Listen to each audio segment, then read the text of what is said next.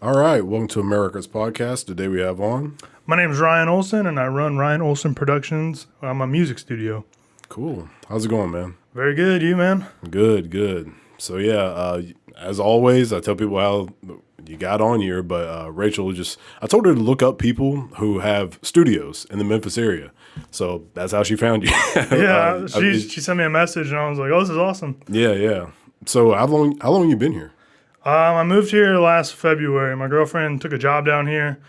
I was living in Indianapolis prior to that, so kind of took the jump, moved down here, and started with nothing, but now we're starting to pick back up, and it's going really smooth. So Nice. Do you like it here compared to where you were? yeah, man, this Memphis is so much easier to get clients, and I mean the people down here are awesome. I mean it's much different. Yeah. The pace of life down here is much slower. Not saying Indiana's super fast like New York or Chicago, but people are definitely a little bit different down here, and it's kind of nice to get that different hospitality. You know what I'm saying? But yeah, client-wise, it's been so much easier because there's so many more artists down here and people who make music. Yeah. So it's been awesome. What all different kinds of music do you do? I've seen that you had a lot of guitars in your Instagram, and then I know you work with some rappers and. Yeah, I mean, I do every genre someone throws at me. I used to be in a metal band. That's kind of how I got introduced to all this. I toured around the country with a couple different bands, and that stuff didn't really work out, but I know I wanted to basically not have a real job. And my mom and dad were like, hey, you need to go to school for something. And I was like, I don't want to do that. They're like, let's just try. And I was like, okay. So I went to school at Azimuth Recordings, or it's called Azimuth Technology of Music. Shout out. And I kind of fell in love with it from there. Because when I first sat down, like when I was at the studio, when I was playing it, music, like drums, I didn't really like that whole aspect of, you know what I mean? Because it's a lot of work. And I like being on stage and just partying and doing all that stuff. Yeah. But, I mean, once my life changed a little bit, I went to school, and my mentors are really the ones who helped me fall in love with it. Okay. So from there, it just kind of became an obsession. Because, I mean, sitting behind a giant Neve console, I mean, it's like a big, you're a kid in a candy shop. Yeah. Even though I didn't know how to use it at the time.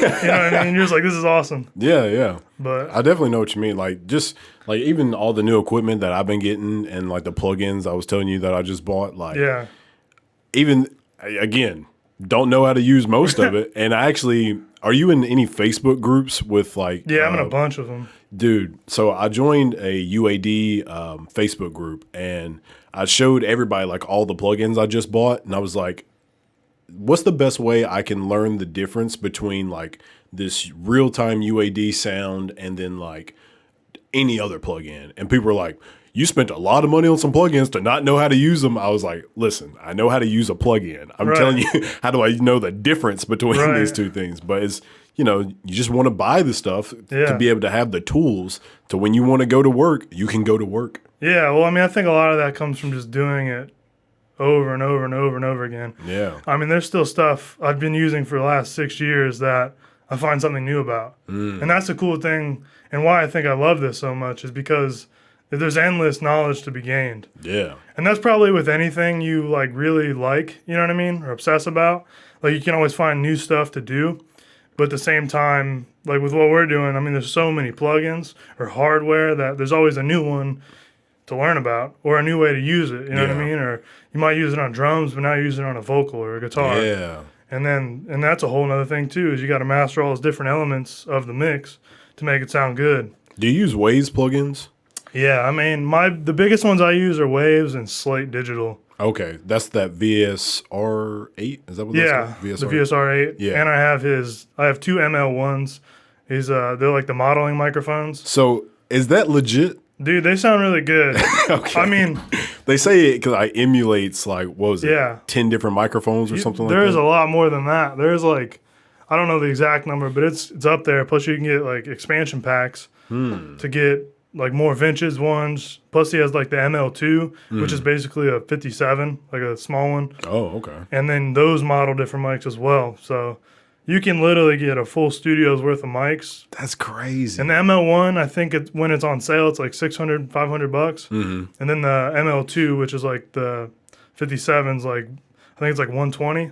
So I mean, you can get a full microphone set of tons of different microphones for a super reasonable price. So is it a mixture of like? So does it come with software, or is it just the so hardware? basically what it is, they take a microphone. Like most microphones have like a different frequency response. Yeah. They try to make it as flat and linear as possible, and then they go with the software to use the emulations. So if you're like trying to model a C800, like a Sony C800, they'll make it look like that frequency response. Wow. So it's really cool. I mean, is it exactly the same? Some people probably argue not, but for the price, it's pretty damn close. Yeah, yeah. So for someone who's just trying to make it and make a career out of this, it's a super great option than buying a $10,000 microphone. Yeah. When you really don't need to be spending your money on that. Yeah, like my first microphone I ever bought was actually a Neewer like 50 or something like that. I can't think of it. It's like black on the bottom and then gold on top. Okay. Like a $40 microphone. Yeah. And then the second microphone I bought is my Rode microphone. I've got the NT1. Yeah, those things are awesome. Yeah. And then my third mic I have is the actually I went to Full Sail University. Okay, that's where I wanted to go, but They gave me these. So Yeah. So technically I guess these are my third mics. And then my fourth mic is actually the TLM 103. I actually have it over here. TLM makes a modeling microphone, don't they? Yeah, so here's my Rode. And then this is my TLM. Yeah, I've had a lot of friends buy these because I have a lot of clients, especially from Indy now that I don't live there. They still want me to mix their music, so they went out and bought an interface and different microphones, and I had a friend get a couple of those, and he sends me a bunch of different stuff. One thing I really like about the Rode is just like how it's built. Like it's built Feels pretty solid. well. Yeah, it feels like a solid microphone. Yeah. That's what I really like about it. The TLM doesn't feel as solid as this. And that thing was $1,000. And this thing is, I think, close to $250 or something like that. Most microphones you're paying for like the electronics Yeah, and the components. But I mean, the ear never lies, man. If you can make it sound good, it can sound good. Yeah, right. There's been records produced in awful situations that are top sellers. So it's like, I think people, especially in our position, sometimes get fixated on what we have instead of what we're doing and what we're making. Or like people get focused on things when they just need to create and make the most of what they do have. Absolutely. Because it's easy to get gridlocked into like, oh, I need this piece of equipment. I need that microphone. I need this soundproofing. It's like a crack edition. Like, I gotta have it. Yeah, I need that plug-in. But if you just try to learn, just like you were saying earlier, how do I learn to use this? Yeah. If you just learn to use what you have, you're going to be able to use those really well. And then when you do get something new, you're probably going to be already more advanced. You know what I mean? Yeah. That's what I don't think I messed up by buying those plugins. No, dude, you made a solid decision. I was doing the same thing. But at the same time, like, I think I've spent enough time on certain plugins. Like, I tell people all the time, have you ever used FL Studio? Yeah, back when I was on Pirate Bay for a video. So FL Studio has a fruity parametric EQ in it. Okay. That is one of the best EQs I've used. Also, the Waves, what is it? F6. It's I think it's a parametric EQ as well, and then it's also like a compressor at the same time. Okay. But it's like a multi-band compressor. Yes, it's like a multi-band compressor. Those are probably my two favorite compressors, and I have the Pultec on the UAD. Yeah, I use that a lot. I haven't gotten into it yet, but they say that's like one of the best EQs you can use. And then I've got some other EQs that. Well, I mean, you're talking about two different things. You have like linear EQs that aren't going to saturate something. Then you have stuff like the Pultec that will. Yeah. So I mean, it's just two different circumstances. Yeah. But I use both of those. I mean, I don't really use the F6 too much. I like the Infinity EQ by Slate. It's basically the same thing as the Fab filter. Okay. It's just a linear EQ, and it's like a graphic display, so you can like see what you're doing. Yeah. So that's cool. But same thing, man. I mean, you can get the same sound with different stuff. Yeah.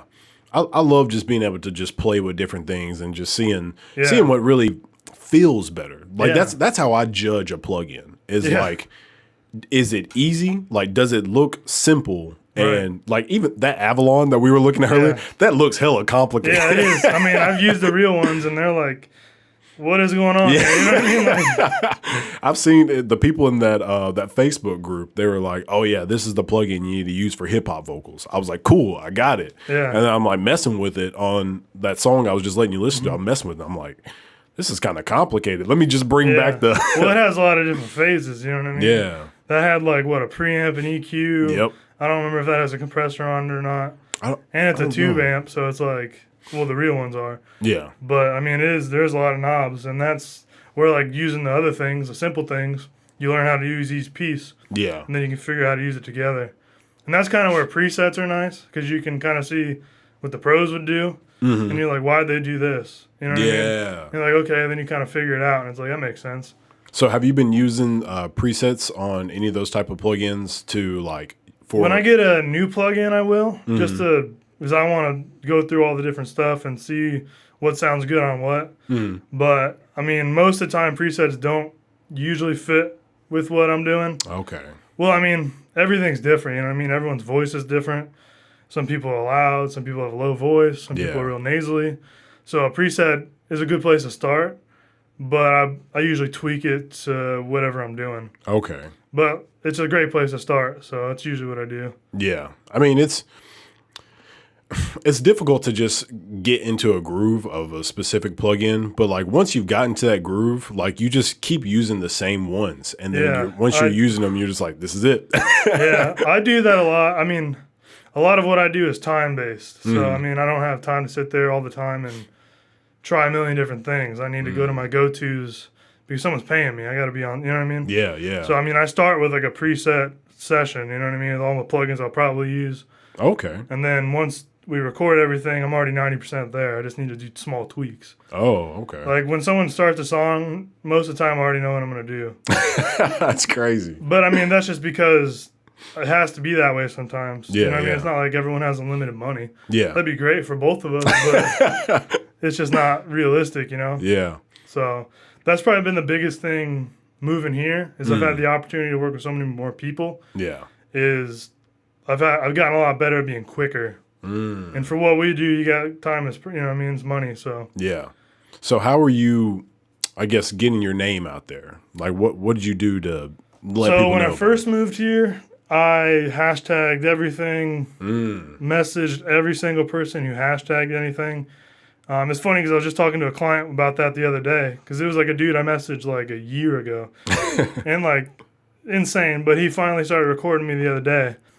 And like I just messaged everyone because I mean, this is something I wanted to do Yeah. because I didn't want a real job. And I've worked at a couple different places, but you know how it is with your passion. You don't want to just, for me at least, I don't want to just wait. Yeah. Because I feel like waiting is, you're going to lose something, whether it be time or you might lose an opportunity Yep. or both.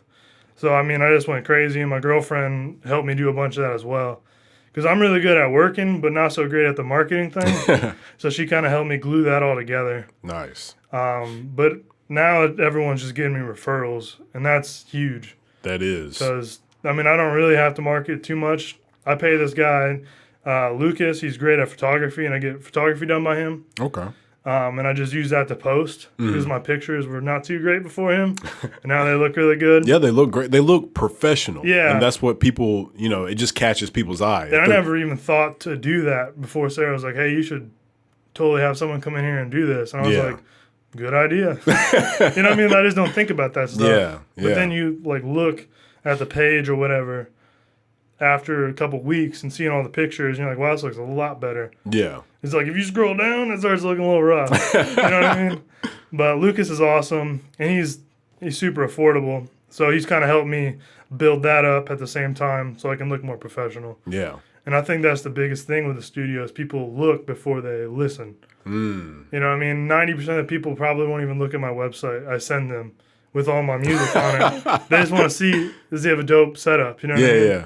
And that's kind of weird, but at the same time, like if that's what you got to do, that's what you got to do. That's the industry, man. I mean, Oh, you yeah. see, the rappers aren't all dressed in, plain Walmart clothing. They got their Gucci on. They got They their got Louis. their Goku kicks, bro.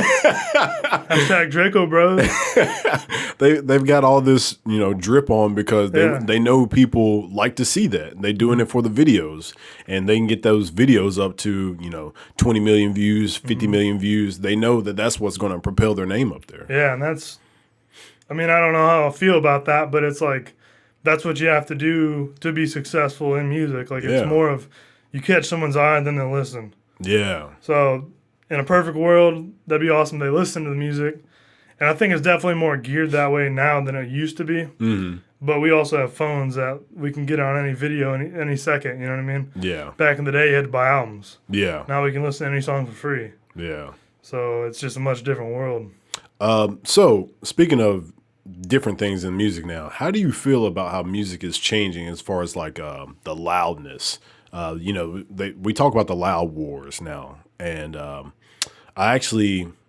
do you know what Pure Mix is? No. So Pure Mix is a website, puremix.net. Okay. And they have have you ever heard of Mix with the Masters? Yeah. Okay, so it's like Mix with the Masters. Okay. Actually, that website, Mix with Masters, puremix.net, and I think there's one more, but they're like all the same thing. They've got Andrew Sheps, Fab DuPont, like all those guys who are big name producers and engineers. They all, that's what they do as a job, is just teach people how to engineer and mix and stuff like that. There's a couple different ones that I've used before to learn from. Yeah. Like Slate Digital has courses. Slate Digital has, I can't remember what it's called, but Joey Sturgis, he's like a metal producer. Mm-hmm. He has one. I don't think it's a mix a month. It's something like that, but he does that every month. And then I think there's a mix a month too. So there's a bunch of them. Yeah. And I think all that's real valuable. But talking about loudness, with every different, like Spotify, iTunes, they all do different things with the RMS or like the loudness. So I think for people who master, it's a little bit more difficult because they're all different. So you can't, unless you're going to do a song for each thing, which is super unrealistic. Yeah. You know what I mean? You're kind of just out of luck. Yeah. So I don't do mastering as much as I mix. So I don't know as much about that, but I do know that that's a big thing for a lot of people. How loud should I make this song? Yeah. And most of the time, just make it sound good and it's going to be all right, Yeah. As long as it's not too quiet. Yeah. So I'm pretty sure Spotify and them don't they don't boost it, they just cut, right? Correct, yeah. So Spotify, whenever you get the chance, I've looked on a website that showed the difference before. Yes, yeah, they do have some. But if you have some music on your phone, listen to it, and then don't change the volume. Listen to any song on Spotify. There's a big difference. If you do you do some mastering, like you mastered a track? So if you tried to make it loud, just listen to the music on your phone and then listen to it through Spotify. Okay. Spotify is a lot quieter. Spotify's like what, quieter. -14 or something? I think it's -14, yeah. It's a big difference. And I was like, whoa, that's crazy. But what they're trying to do is to eliminate that loudness. I actually heard something that was pretty wild. It said that companies would try to make their music louder because it stands out. Yeah. And they said they do that with commercials. Think about it. When you're using a plugin, the first thing that you see hear most of the time is when it sounds better, it might just be louder. Yeah. And that's when you gotta is it louder or does it sound better? And that's what my mentor always told me. He was like, hey, is it actually sound better or did you just make it louder? And I'm like, well, I don't know. You tell me. But I think that's the same way with people. They hear something loud, they're like, what's that? Same thing when you go to a rock concert. You don't want it where you can hear someone talking. Yeah. You want to have to scream. Yeah. You know what I mean? Like, you want loud music. You want your ears bleeding. Yeah. Like, when I was a kid, I remember shows being super, super loud. Yeah. Now you go and it's not that loud. In perspective, I guess. Yeah. But safety, I guess. Whatever that is. Yeah, whatever that is, man. But, yeah, it's pretty wild. I think I was listening to... it was some Gucci Mane song. But I listened to that on Google Play. And then I listened to it on YouTube, and it sounded worse, and it sounded way more just compressed. On which one? On YouTube. Oh. On YouTube, it just sounded so compressed. That makes sense. Which they probably do that because like the more content you have, they're probably like trying to get those file sizes smaller. Yeah. So I mean, that makes total sense because imagine having trillions of videos that are all like humongous gigabytes and yeah, that'd be a nightmare. people shooting in like 8K and 6K. That's what stinks though, because you work so hard, and then it's just gonna get compressed, and Yeah. you know what I mean. But I guess there's a way to probably eliminate that with working smarter, but Yeah. you always don't know what that is. Exactly, yeah. I was actually watching some YouTube video and it was like somebody working super hard to get their mix just perfect. Yeah. And then one of the comments was like, all that work just for me to listen to this on like $8 headphones. I was going to say, or they posted it on Facebook off their phone in the MP3. Oh, yeah.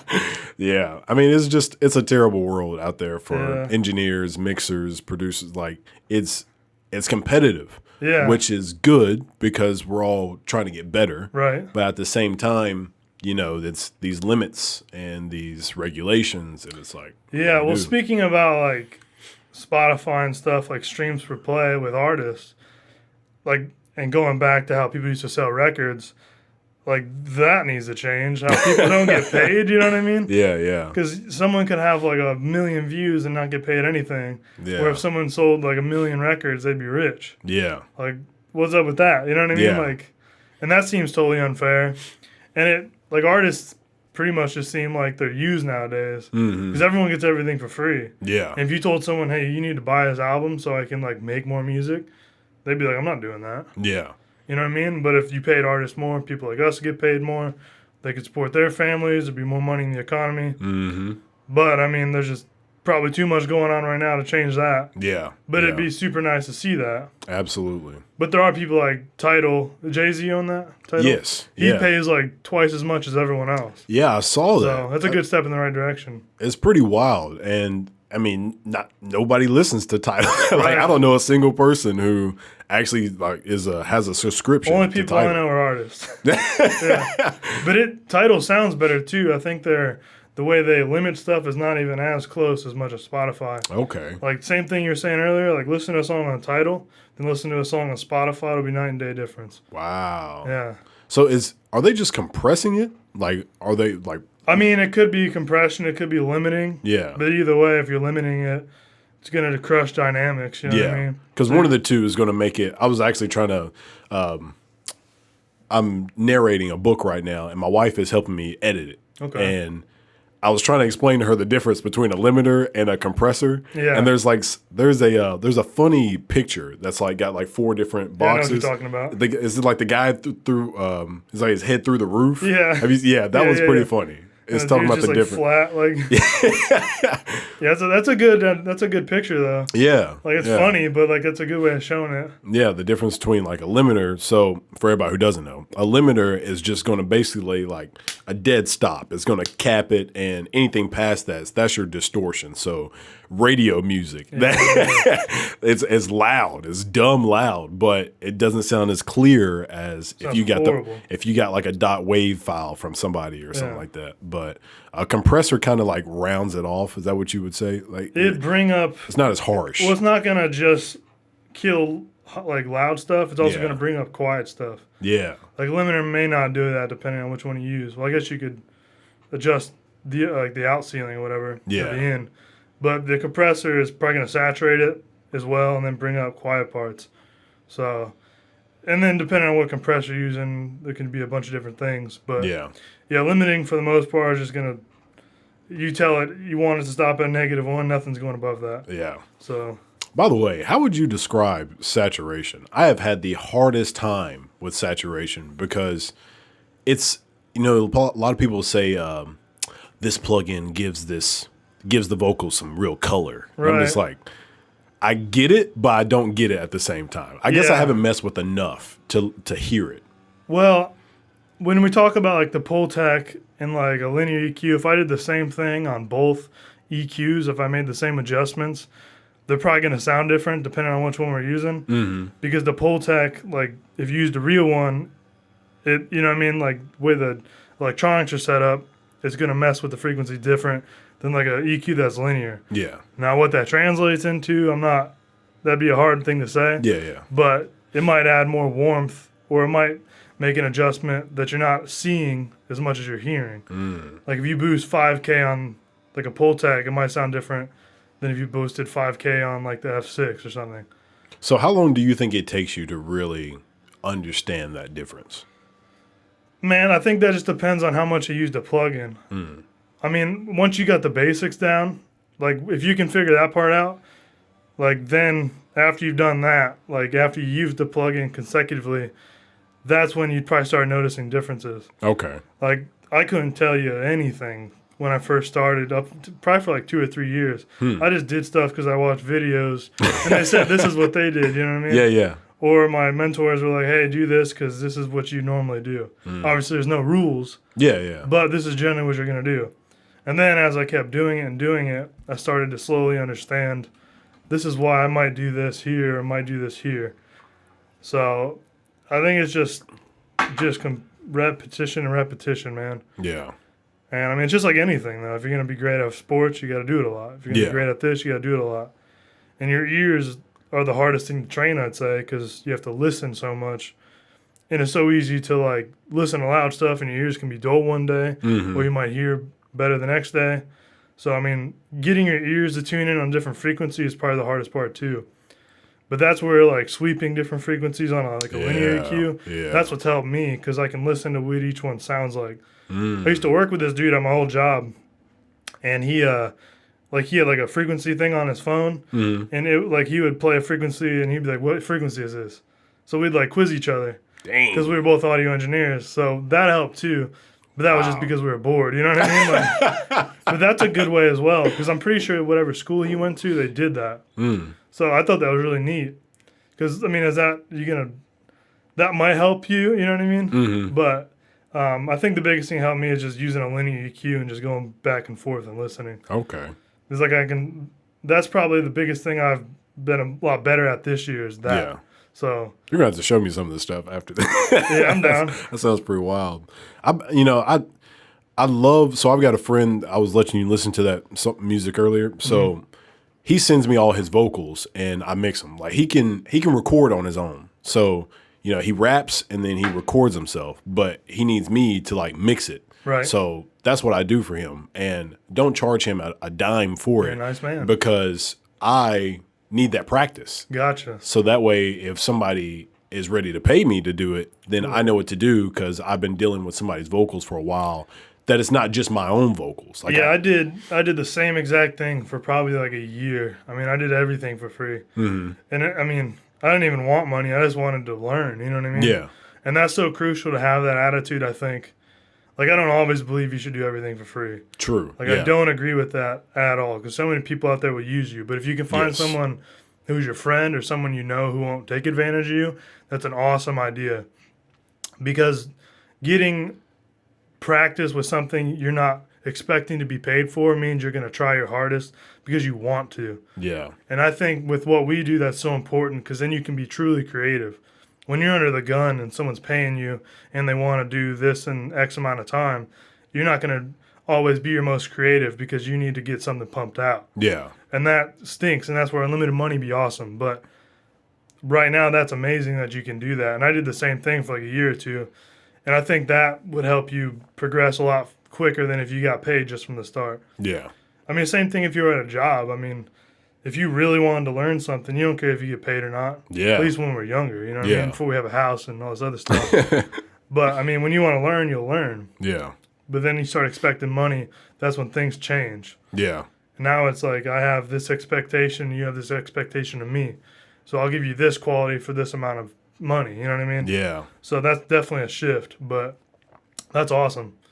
How do you feel about, I guess, artists coming to you about like a budget? I actually had on what's his name, SS Productions. He shoots videos, rap videos in this area, and I was like, dude, the budget, like talk to me, like how do you work? He was like, man, I got a flat rate. That's what I do. Yeah, I tell people this is what I charge. You either got it or you don't. Exactly. But if it's like, if they want some extravagant, like, yo, man, let's go to LA, let's shoot this on a rooftop, then then I start throwing out, all right, it's gonna be this much for this much for that. But and he says flat rate. Definitely something like that. I mean, 99% of the time it's a flat rate. Okay. Because I've been doing this for about 7 years, and it's just like I've tried all that, and I always am the one who gets the low end of the stick. So it's like it's easier if I tell you this is how much it is per hour. There's no confusion. You know what I mean? And this is, you come from 1 to 2 p.m. That's your time. You know what I mean? Yeah. There's a lot of people, unfortunately, try to misuse people like us. A lot of people don't, but I mean, when it's a business, and this is how we pay our bills. Yeah. It has to be a business. You know what I mean? But yeah, I've definitely had different situations where it might be a little bit flexible if you're going to book like a month. Like I had a guy one time, he wanted to book the studio for a whole month. Dang. So that might be a bit different. But even now, I probably wouldn't do that just because I wouldn't want to put my other clients in the dirt. You know what I mean? Like I wouldn't want to not record them just because this guy if I give him a deal, then I'm losing out anyway. So what is a month? Like, what did that entail? Is it like he's so what he wanted to do like 8 hours a day, 5 days a week. Wow, for a whole month. Yeah, he never did it, but like, is he recording like 12 albums? That's a lot of work. I mean, I've been in the studio before, like when I was at a studio one time when Moneybag Yo was there, and he booked out the entire building, which was 4 rooms, for 12 hours a day. For like a week or something like that. Yeah. What was the purpose of that? Well, one, he didn't want anyone there, which is understandable. Oh. So I mean, when you're famous and carrying around as much money as that dude, you don't want any issues. And he had a lot of money on him, so it's like that's crazy. Yeah, but I could totally understand that. Yeah. And more famous people with more money will probably do that. Yeah. Because they don't want people there. More money, more problems. Well, imagine you're whoever, some big guy. Yeah. And you got all these people here trying to distract you while you're trying to do your job. Yeah. Like, you don't want people to distract you on your job. Yeah. So, I mean, that makes total sense to me if you have the money to do it. Yeah. And that's awesome. It doesn't suck for everyone else a little bit. Yeah. But if you got money, it talks. So that's crazy. Yeah. I couldn't imagine. that has been so much money. Did he bring a lot of people with him? Like, you have an entourage? Yeah, he definitely had an entourage. And, like, what we did that day is we kind of just recorded anybody who wanted to be recorded. Really? Like, he brought his own engineer, of course. Yeah. But anyone who was there, we just took care of them, fixed anything if there was a problem. Luckily, there wasn't, so everything was smooth. But, I mean, that's 12 hours a day. And he wasn't there the whole time, but still, that's what they got. That's what those guys do, and that's why they're successful, is they put the time in. Most people cannot do 12 hours. That's a long time. Yeah, imagine being an engineer for a guy like that. And that's everywhere he goes, man. That's not just crazy. 1 day, 2 days. That's every day, probably. That's why they're successful, though. You know what I mean? Yeah. Is they see the value in putting that much time in a song. And a lot of people, I feel like, could use the benefit if they just put a little more effort into it. Their music would sound so much better because there's only so much we can do. Yeah. Because I think a lot of people think, at least in rap music, they think we can do everything. Yeah. Yeah. And it's like, that's not true. Yeah. I'll make it sound good. Yeah. But if you give me something that I can't work with. I've been telling people so much. Being an engineer is like being a cook. Like people say you're literally, like a lot of people say, "Oh, I'm cooking right now." Yeah. Like that's a thing because if you have terrible ingredients, if you give me pork chops, I can't make you a ribeye steak. No, you got to give me the good ingredients. Yeah. But I mean, a lot of people though, I think it's just lack of experience. Yeah. It's not their fault. They just haven't been doing it long enough to know like what sounds good. Just like when we started, we didn't know what this sounds like and what that should sound like. You know what I mean? Yeah. It's just a matter of just keep going. And that's what you have to do if you're going to be successful in music is you have to do it a whole lot. And it's just like for sure getting good at being an engineer. You got to do it a whole lot. So, but obviously budget doesn't always let someone come in every single week. So that's why I try to at least give someone some pointers, maybe if they'll accept it. Yeah. Because you know how musicians can be. We can be real strong-headed sometimes. Yeah. I mean, and I'm definitely that way. A lot of times it's hard to differ between what is real criticism, not criticism, but critiquing, and then what is, just somebody's opinion. You know what I mean? That's a big difference. And I think that's where finding a good engineer, a producer is so important. Because if you have some guys just been doing it for a year or two, they might not have the experience to know what sounds right. But if you have a guy who's been doing it 5-10 years, he's probably done thousands of songs. You know what I mean? Yeah. And his opinion and my opinion is probably a little bit more important than, a guy's been doing it a year. Yeah. And that's just, like, I would go to the same thing for a job. Like, I'd want the guy who's been doing it longer. Exactly. But, I mean, obviously the guy who's been doing it longer costs more. So, but yeah, music is, we can definitely be so vulnerable when we make it that when we get criticism, it sounds really, like, mean or, you know what I mean, upsetting. And I understand that. I mean, I'm one of my biggest critics. Yeah. And it's hard to be vulnerable and then have someone tell you, hey, that sucked. Yeah. You're like, what? I just pour my heart and soul into that. Have you ever had that, like, to a client? Like, you mixed it and you gave it to them, and then they're like, I don't like it. Not exactly. I've had people not like the song, but most of the time it comes from, like, the performance. You know what I mean? Like, I know I'm capable of making great music if I have a good ribeye, you know what I mean? Yeah. Or a good steak. It's just, like, a lot of people, especially when it comes to rap, you can get poor performances, and that might be my fault because I didn't make them try harder. But that also might just because we only had, like, 20 minutes left and we pumped out a song real quick. So it usually just boils down to time. Yeah. And it does stink when you get a negative feedback, you know what I mean? Yeah. But at the same time, like, if we just try this again and re-explore it, I'm sure we can do something better. Okay. And I always want feedback, good or bad, because I can't progress unless someone tells me what they think. Yeah. Like, I don't want someone telling me, this sounds amazing. I mean... Every single time. Yeah. I don't want a yes person. Yeah. No one should want that. Yeah. We should want people who challenge us. And my favorite clients and the people I think are going to really do well do just that for me. They really challenge me to do better. Yeah. Because they expect more for their music. Yeah. And I love that. You know what I mean? That's what makes me love the job and continue to want to do it. I think the best thing to have is somebody who really can do that for you, because it will completely change, like, your whole experience of when you're in your studio. Like, if you're in your studio with somebody else and they're giving you, like, ooh, do this, ooh, do that. Oh, I like that. Oh, that's not good. Like, that completely changes what you're doing because it gives you a different perspective. And I am the worst when it comes to, like, making music with other people and assuming everybody's thinking the same thing I'm thinking. Yep. That is the weirdest thing, because I'll be like, so I've got some friends. Leak, he's out in Oak Ridge, Tennessee. He lives far east Tennessee. I'm actually going to go see him in a couple weeks or a few weeks.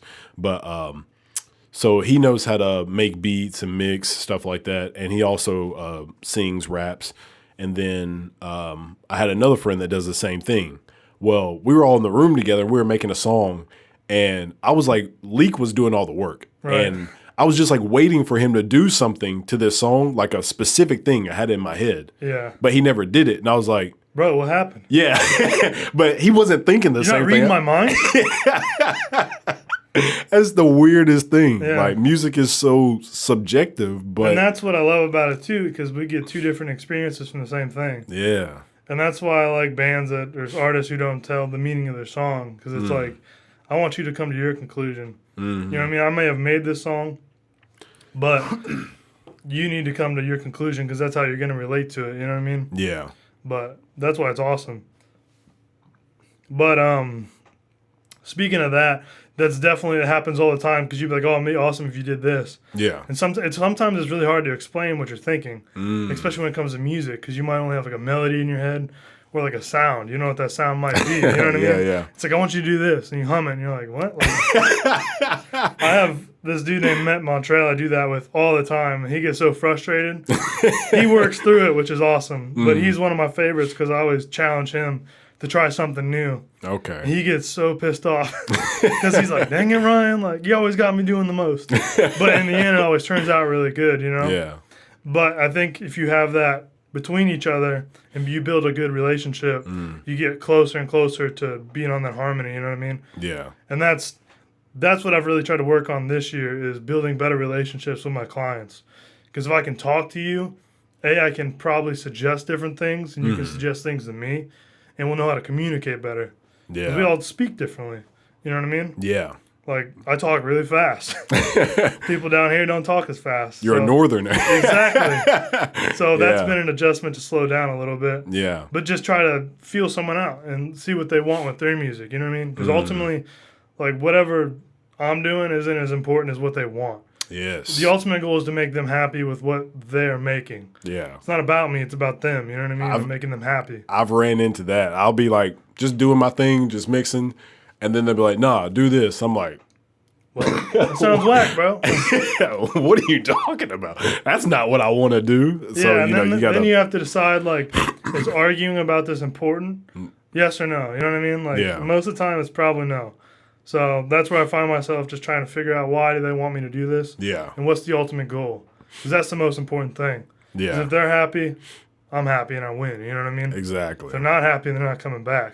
And I don't win. You know what I mean? Yeah, exactly. So, and I think that's what really sets me apart from a lot of places around here is I don't, like, my goal isn't to get you in and out. I want to have you, like, I don't have the best place right now, but I want to give you the best experience. So I think just trying a little bit extra goes a long way, especially nowadays when it's so crazy out there. Yeah. So are you doing everything at your house? Currently, Okay. I'm in the process of right now trying to find a building. Oh, okay. So that's my next goal. I want to hopefully accomplish that before the end of the year. Where do you want to put it? I'd like to be in Cordova, Germantown area. Okay. I'm moving to Jackson, Tennessee, so I don't want to be more than like 45 minutes away. Yeah. Plus, I don't think there's any studios in Cordova. I don't think so. Because this is Cordova. Oh, is it? Yeah. Okay, so I live off of Appling Road. Okay. Like main event area. Yeah. So somewhere over there. Like Bartlett, I guess. Yeah. I've Because seen everything's close to 240. Yeah. Like, I want to be off the interstate somewhere. I've heard rumors that there are a lot of artists that live like right here. Like I've heard that not a lot of people are actually I don't know, like far off or like in Memphis. Like I've heard a good bit live really in like this Collierville, Cordova, like this area. So if you could get your name out there, it would probably take off. Yeah. I think they're all like really right here. Yeah, I mean, I think wherever you have a good place that is willing to go the extra mile for someone, I think someone will drive a little bit further. Yeah. But at the same point, I do want to be central for it's easy to be people to get there. Like, hey, Ryan, I need to come over. 5 minutes. Yeah. Be there. Yeah, exactly. But that's really my next step because I've always wanted to be like a business owner. Mm-hmm. And I mean, I really think that'll be the next place to go. Yeah. I don't really know what I'm doing as far as it comes to that, but I'm trying to figure out along the way. That's something that I have a degree in business management. Mm-hmm. And that's the first, like, as soon as I got out of high school, I went to Jacksonville State in Alabama. Okay. That's where I'm from, is Alabama.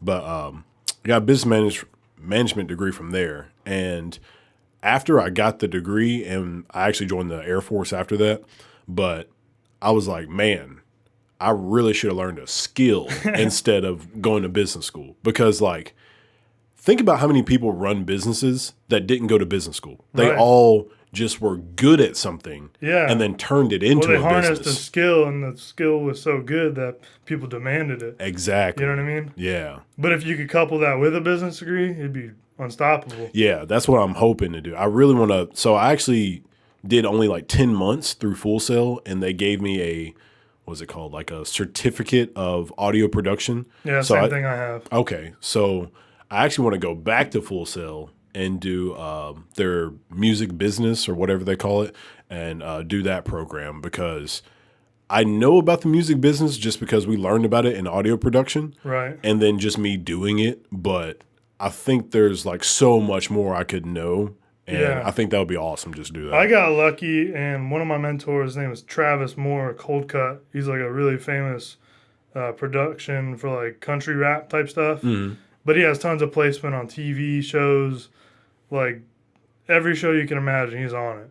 And he told me a lot about that. So I'm really lucky. So, I mean, that's if you could do like get placements and stuff, that's where the money's at. Yeah.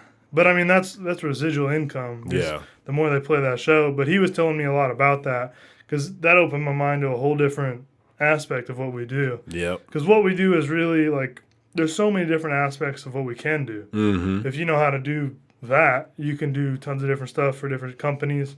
It may not be music, but it might be something. You know what I mean? Have you ever heard of Gummy Beats? Uh-uh. Dude, Gummy Beats has he's got a music licensing course. Okay. And in the course, he just like goes over, I think it's probably a couple hours long, but he goes over like all the types of ways that you can get placements and what you can do to get placements and everything. It's like $65. Dang. But It's like a little learning class? yeah, it's just like a video he recorded. Like he sets it up on his, like puts a camera up, and then he just goes over and just like talks to you on what to do. And then, you know, he does like a screen record, and he'll show you the websites to go to and everything. Okay. But Yeah, I mean, that's the hardest part, is figuring out what to do. Like, yeah. like, where do I put this stuff? Yeah. I have all the stuff I worked on. What do I do with it? Yeah. So that's probably really important to learn. So as a person doing other people's music, how does that work as far as like, hey man, I really want to use do you make beats? I can. I usually don't, just because I'm so busy with just engineering. Okay. So let's say you knew somebody who made beats, and you recorded some guy's vocals, and you really liked his vocals. Like, oh, that would sound dope on this beat or something like that. Do you have the ability to do that, or is that like? Oh, totally. I definitely could do it. It more or less just comes down to money. Mm-hmm. You know what I mean? Most of my clients, a lot of time are on budgets, of course, as we talk about. Mm-hmm. And, you know, producers want money too. So you'd have to pay for that. But, I mean, bigger clients I started to work with, that'd definitely be an option. Okay. Because, I mean, there's so many people that make such good music out there that you could always hear some vocals on a different track. Yeah. Yeah, finding the right track for the vocals is a huge part of it. Yeah. Like, I'll tell people all the time, like, look, so I made this song, my friend DeAndre, he came up here, and I was just working on a beat, and I played it for him. And then I started messing with the beat some, and then we made a song to it that night.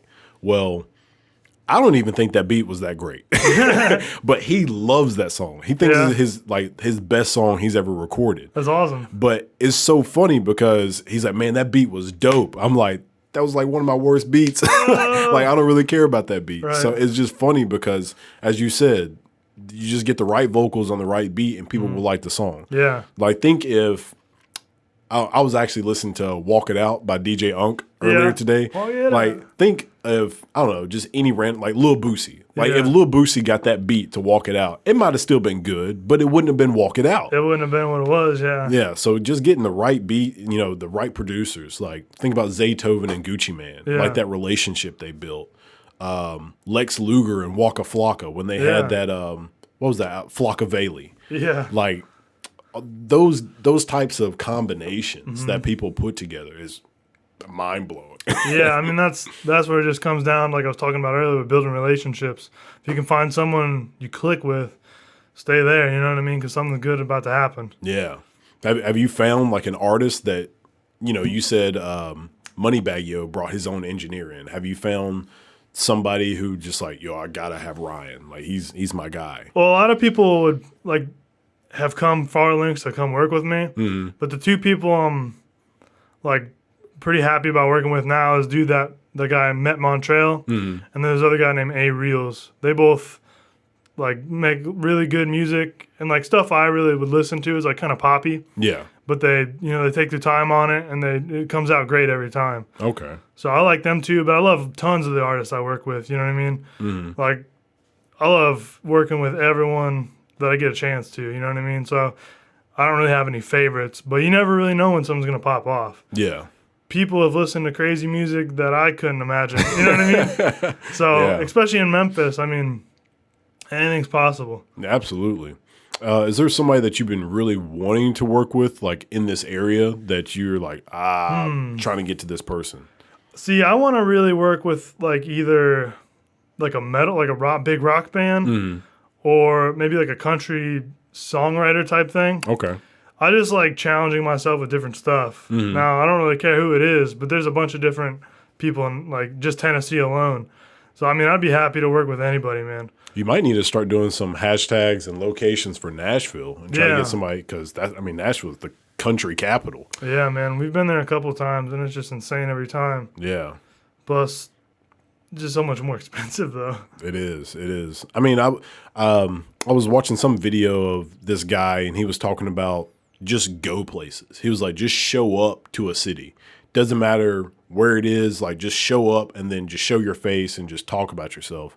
Because just getting your name out there and just being present, just being physically in that city is going to help you out. And nowadays it's even easier because you can take pictures of where you're at. Exactly. I'm next to this monument and blah, blah, blah. You know what I mean? Like, yeah. And everyone's like, oh, dang, he was here, he was there. Yeah, You know what I mean? That's why I think, like, when you're a musician, you got to do the same thing. That's why I think a lot of people they probably don't want to tour as much as they should. You know what I mean? Mm-hmm. Like, I love touring. It was hard. Really? Yeah. I mean, it's insane. Like, every night is just, you don't know what's going to happen. Yeah. But I was a lot younger then, and it's definitely a different life. You know How what old I mean? are you? I'm 24 right now, but when 24? I got out of the band when I was about 22, 21, which is insane that I got 21 then stopped doing all that fun stuff. But it's just crazy to think how much different that life from this life is. Yeah. But at the same point, if you can find the artist who does it, you can go on tour with them, especially in rap. I mean, that's same with Moneybag. I mean, he brings his guy everywhere, and tons of artists probably do that. Yeah. You know what I mean? So just got to find your gig. Yeah. I mean, I think, social media makes that job so easy for people. Yeah. I mean, you can take pictures like in Memphis and then put the location as Los Angeles. And as long as it's not something obvious, people will never know. Yeah. And people in LA, if they're looking up the location for Los Angeles, will be like, oh, who's this dude? Yeah. And then start looking at it. Shoot, I'm about to start doing that, dude. Yeah.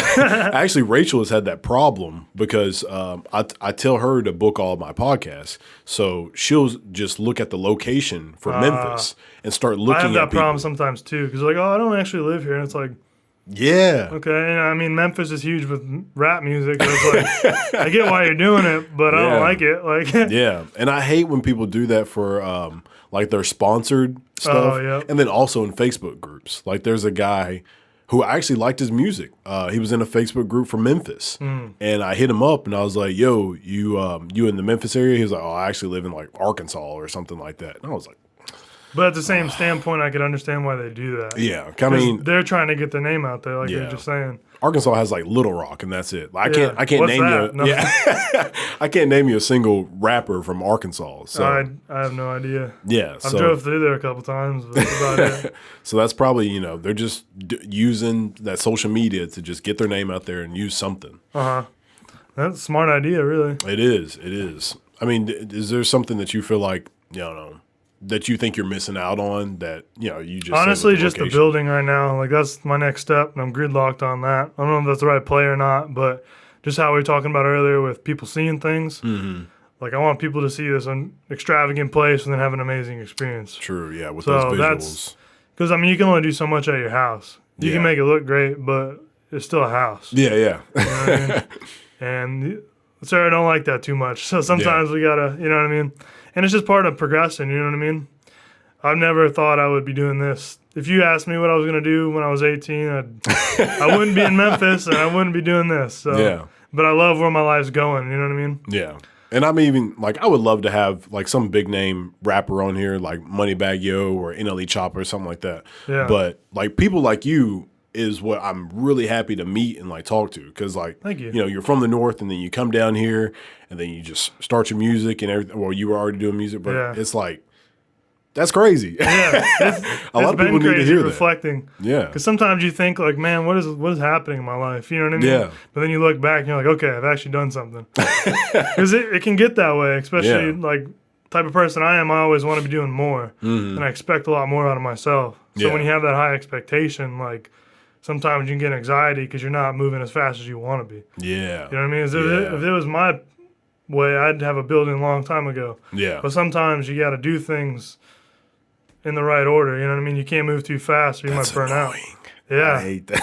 Oh, God, man. I want to jump. I want to skip steps. Dude, I want to jump off the cliff with no parachute. I don't need it. You know what I mean? Yeah. But that's just how I am. But it's good to be where I'm at doing what I'm doing because I'm learning what I need to learn and getting more clients. So when I do get the building, it's not going to fail. You know what I mean? Yeah. It's going to be a lot easier to just jump in and everything's going to be smooth. Yeah, you're laying that foundation right now. Yeah. It's just going to get stronger and stronger as you take your time. The fact that I'm where I'm at now, considering I've only living here for like a year and a half, is mind-boggling. Yeah. Like, I didn't know a single person when I moved here. And, like, that's super intimidating for a guy who, like, relies on friendships a lot. Yeah. You know what I mean? I had a lot of close bonds, and I kind of grew up in a small town. Mm-hmm. And, like, you kind of get in that mindset of, like, I'm not ever leaving. Yeah. And I don't want to say it that way, but you don't ever think, like, you're going to be out in the real world, open ocean, like, trying to figure out where land is, you know what I mean? Yeah. And that's kind of how it was when I landed here. And it took me, like, 6 months just to really get on my feet. But then I started doing all that stuff we talked about earlier, and it worked. And I was like, okay, cool. And now it's just snowballing. So how'd the conversation go with your girlfriend when it was like, we're moving to Memphis? She was the one, she got a job here. Yeah. So... Well, I'm saying, like, how did you take it? At first, it was like, what? Well, I kind of knew it was going to come because she was finishing up with college. She has 3 master's degrees. She's a nerd. Oh, wow. I love her to death. In what? One's in forensic. She's going to kill me, so I don't know. One's in forensic science. One's in, I think the other one's in science. I don't know what the other one is. Okay. But she's super smart. But we were going to either move here in New York or Austin, Texas. Mm. We don't want to be in the snow, so we didn't want... New York wasn't even an option. Yeah. We flew out to Austin, and we just didn't really like the vibe. Mm. Plus, I think, more or less, it was like 20 hours from home or something. Oh, so it was no longer drive, like 7 hours. Yeah. Doable. Yeah. 20 hours, not doable. That's crazy. Especially now we got a dog. We're about to get another dog. Like, we don't want to fly a dog, especially underneath... Like, we got an English Mastiff. Oh, wow. He's a puppy and he weighs 130, 40 pounds. You know what I mean? Like, that dog ain't going in a crate under a plane. That's funny. But then she moved down here 6 months before I did. And it was crazy because we did the whole long distance thing. And that's super difficult, especially for a guy in my shoes where, like, this was basically the first real relationship in my life. Like, the longest one, yeah. I love her a lot. But that was testing. But we made it work and we drove back and forth like every other weekend. And that 6 months lasted like 10 years, it felt like.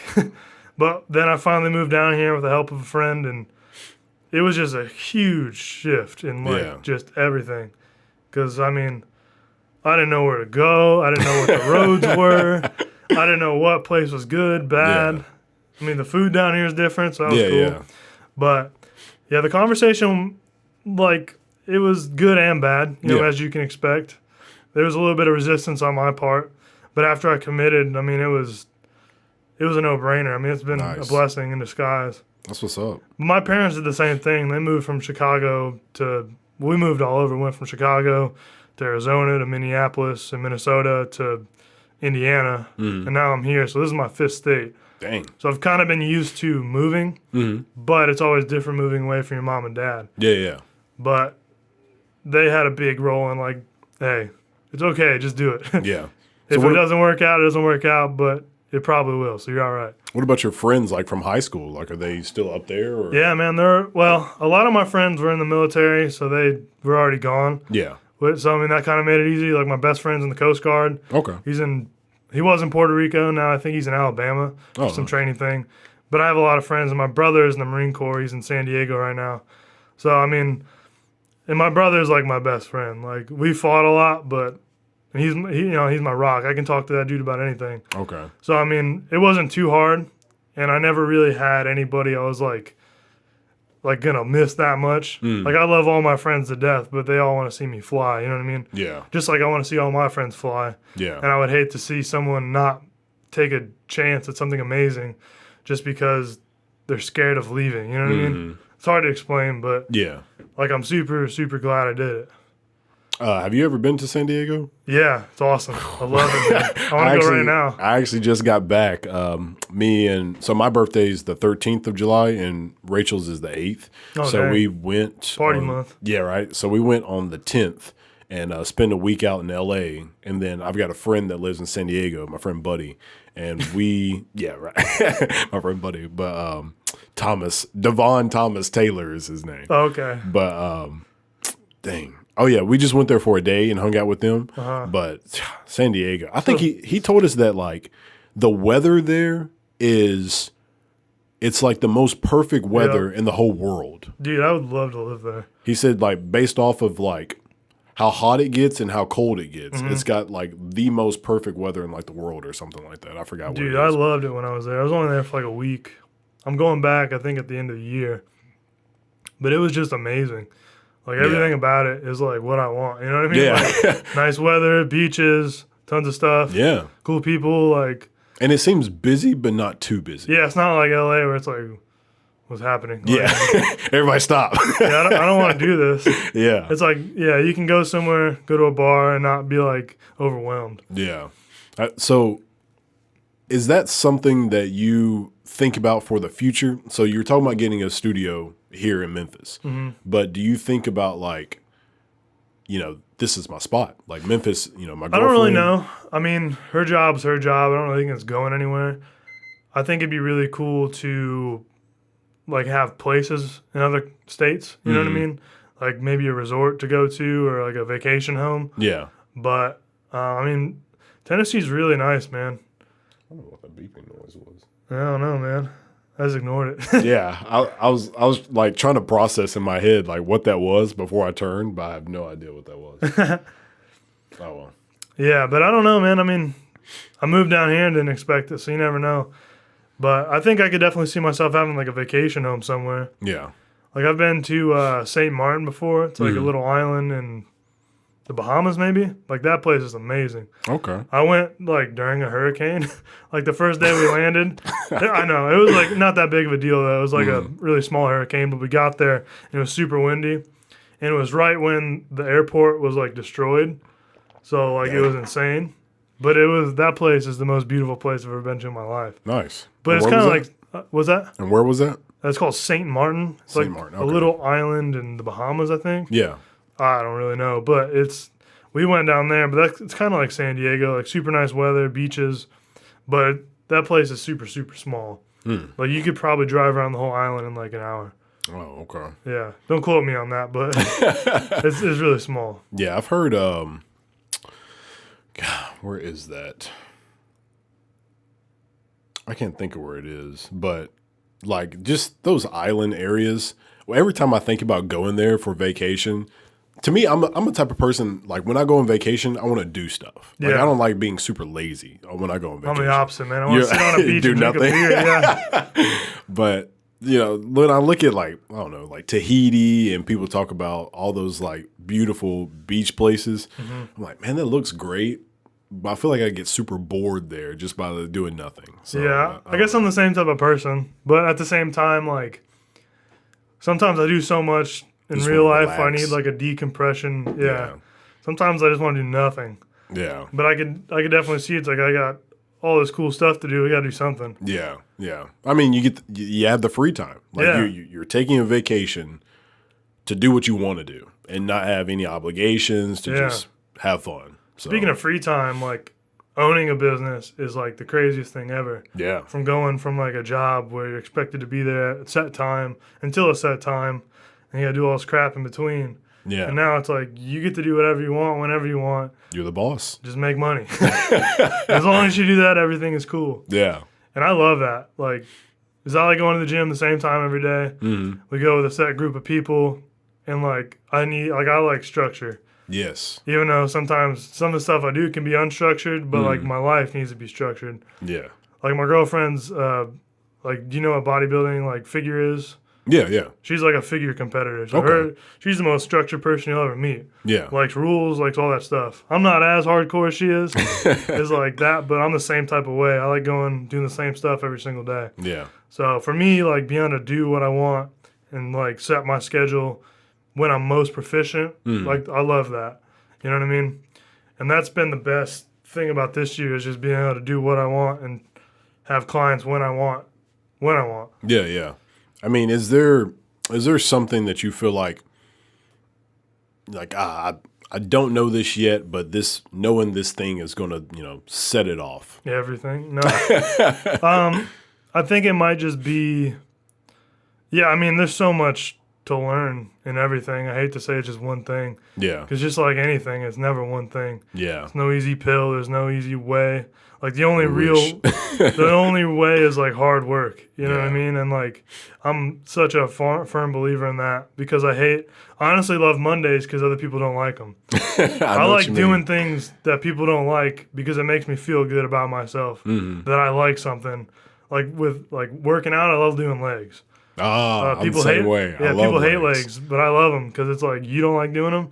I like it. I don't just like it, I love it. You know what I mean? Same thing with like Mondays. Like I love them. Like weekend's over. Let's go. You know what I mean? Like it's a new week, new day to get new opportunities done. Absolutely. And I think from working different sales jobs and doing different stuff like that, that's helped with that mentality. Mm-hmm. I worked for a guy one time, and he was super hardcore. Like, this was back when I was still kind of crazy and drank and partied, and like I needed structure. And he kind of gave me that like mentality, the new perspective of like, you don't have to think like that. Like weekends don't need to be the end all to your week. You know what I mean? Like it can be just more days. You know what I mean? Like it can be like Mondays. You know what I mean? So he gave me a perspective shift on that, and like I dug it, man. Like I ate it up and absorbed it like a sponge, which I'm glad because I was at a super like big time where I was either going to go one way or the other way. Yeah. And he was just kind of was a good leader, great leader, really. Because, I mean, we have people in our life who are great leaders, crap leaders, and then somewhere in between. And having a person like that, we don't always get that type of person.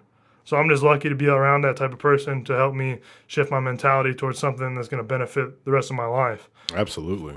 But, yeah, I miss that dude. So how hard is it to find somebody with that same mindset that you have? I mean, if I was looking, it'd be really hard. Yeah. I don't look. I've really tried to focus on not expecting anything from anyone. And not to be weird, but it's just like I don't expect anything because I want to have a good relationship with you regardless of whatever. You know what I mean? I don't want to have a preconceived notion because I want to go into it with a full open mind. Yeah. You know what I mean? Like, when you go into something expecting something out of somebody, it can not always go your way. Yeah. And I listen to this dude named Jocko Willink. Jocko. You know Jocko? Yeah. Yeah, I listen to that dude like every day, and that dude is shaped. I see why your motivation is up here. Yeah, and like he said, it's not even motivation. It's just you got to figure out why. Like, why are you doing this? Because motivation's fickle. It'll go away. Like, I don't want to wake up every day, like, and do this, that, or another, but you got to do it because it's going to lead to this goal. And, like, it's hard to find that reason. You know what I mean? For a lot of people, we always wander and we don't always know what to do or why we're doing it. So, like, once you figure out or try to figure out what's going on or why you're doing it, I think things get easier. Yeah. Well, they may not get easier, but they get like more clairvoyant. Like, this is why I'm doing it. More manageable. Yeah. Like, if you give somebody a bunch of tasks, like you give a new person at a job a bunch of tasks, they might not be able to handle it. But if they do it for 10 years. The seasoned vet's like, oh, this is nothing, bro. Yeah, exactly. Yeah. Exactly. There's a, what's Neil deGrasse Tyson. I think, I don't know if this was his phrase, but he said, nothing in the world is easy. You just haven't done it long enough. That makes good sense. another mind-blowing fact from Neil. Nothing in the world is hard. I'm sorry. Yeah. But I think you knew what I meant. Yeah. Nothing in the world is hard. You just haven't done it long enough. Yeah. So it's just saying, like, hey, whatever you want to do, eventually it will be easy. It's probably hard to you right now. Yeah. But if you just keep doing it, it'll get easier. Yeah, and that's kind of like phases, you know what I mean? Like, just I was talking with phases with what I'm doing. I'm phases with everything. If you just keep at phase 1, you're going to get to phase 2. Yeah. Phase 1 will get easy. Phase 2 is now hard. You keep doing that, so on and so forth. And I think it's just that grit and that reason why that keeps people in the game. You know what I mean? Yeah. And, like, I used to be super into, like, inspiring people or, you know what I mean? But nowadays I'm more or less just like, if you want a piece, you can get a piece. But I'm not going to give you a piece unless you want it. You know what I mean? Yeah.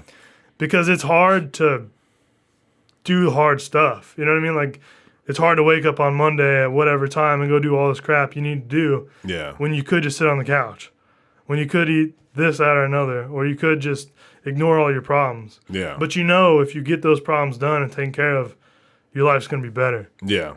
There's somebody who I really want to have on the podcast, and I've talked to him a good bit. But his name is Kirk Teachout. Have you ever heard of him? Is he from here? Yeah, so he's in the area. Let's see.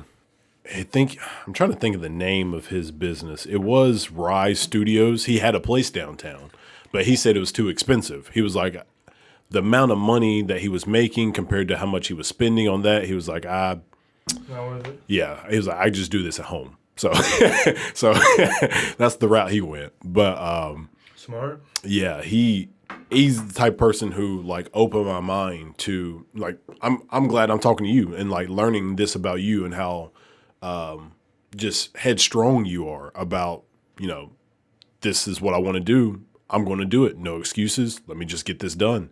And I'd say it's hard to find people like that. Like there's a lot of people I know that want to do music, but they don't really want to do music. Like they're not putting that work in. They're not putting that time in. I think it comes with, it might have just been how I've always been, but like when I get focused on something, like I identify with that. You know what I mean? Like when I was in a band, like that was who I was. It wasn't just like, Something there's no plan B for me. And that's one of my biggest flaws because I don't want a plan B, even if it's the smartest thing to do. Yeah. But for me, it's the distraction because that says in the back of my mind, it's okay to fail because it's not. It's not. Smart. Well, it's okay to fail, but it's not okay to give up. Yeah. You know what I mean? It's not okay to give into that Failure. that okayness. Yeah. Yeah, because it's not okay to be average in my mind. Yeah. And I don't want to be around people who think it's okay. Absolutely. Because that, in my mind, that's toxic. Yeah. You saying like, or when we're at the gym, like you say you don't want to do this or we're only going to do this and we should be doing this.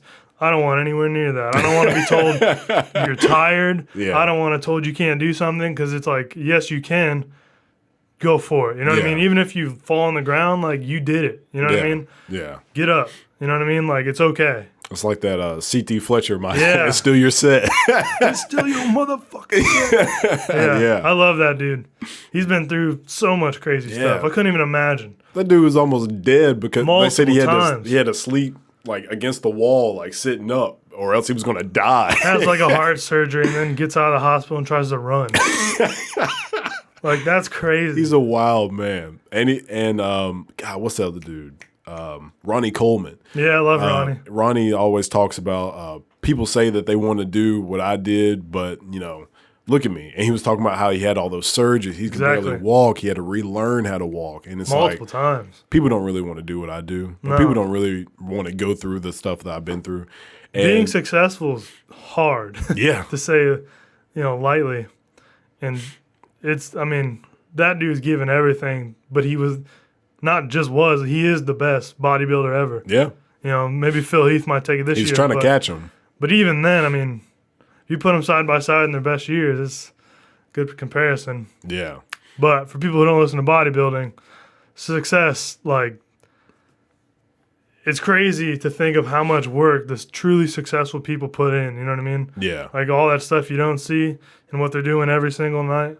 Like that's what makes me want to go do more. It makes me feel like I'm not doing anything. And that's what it used to get me like disappointed or like it made me feel inferior, I guess. But now it just makes me hungrier. Okay. It makes me want to go do more. And it's like I know if you can do it, I can do it too. Like if it's possible for you to do it because you bleed the same blood I do, I can do it as well. Yeah. Like that's what gets me in the gym. Like I see you do a weight, like I'm gonna do it for 2. You know what I mean? Like, but like it may not be realistic at the time. Yeah. But I think that's a healthy mindset to have to go get something more. Yeah. I remember when I was in high school, it was during a football game, and I think our quarterback threw a pick, and I was going to go like catch this guy, and like I didn't catch him, but I sprinted the life out of me. Yeah. And somebody on our team was like, "Did you think he was going to catch him?" I was like, Yep. "Yes." Like I don't care if he was on the other side of the field. In my head, I'm catching anybody that's on the field. Like that's my mindset. Like I've got this dude. Like no matter what, I'm catching him. Exactly. Because you might have been close, but if you didn't have that mindset, you wouldn't have been nowhere near as close. There's like this famous video of actually there's 2 of them. One is, do you remember Ben Watson? Do you watch football? A little bit, not really. So there was I think it's Ben Watson. I can't remember, but played tight end for the Patriots. Okay. But I'm guessing Tom Brady throws a pick, and he like goes from one side of the field to the other, and like catches the guy like close to the end zone. And then there's another video of Julio Jones. Like I think Matt Ryan throws a pick, and Julio just like sprints down the field and finally catches this Drills dude. him. And everybody's like, that's that crazy kind of hustle because he's playing wide receiver. Yeah. He doesn't have to go make a tackle. Like, he's getting paid millions of dollars to catch a ball. Yeah. He's not getting paid millions to go tackle somebody. So That's what's crazy when they do it when they're still getting paid them money. Exactly. Like, I love people who are willing to go that extra mile and do something a little different, even though, you know, they don't have to do that. Right. And I appreciate people like Well, that. I think that's what makes life worth living, man. Like money is obviously important. Yeah. Like, I don't want to get that misconstrued, but like, at the same point, like, life isn't money. Yes. Money makes life more enjoyable. Yeah. But like, truly to have good connections and good moments, and I mean, the best things that usually happen, like when you look back, are the hardest things you've ever done. Mm-hmm. At least that's what it's been in my life. It sucks at the time, but you look back and you're like, man, I did that. You know what I mean? Mm-hmm. I persevered, or I did this, that, or another, and it worked out. Yeah. I mean,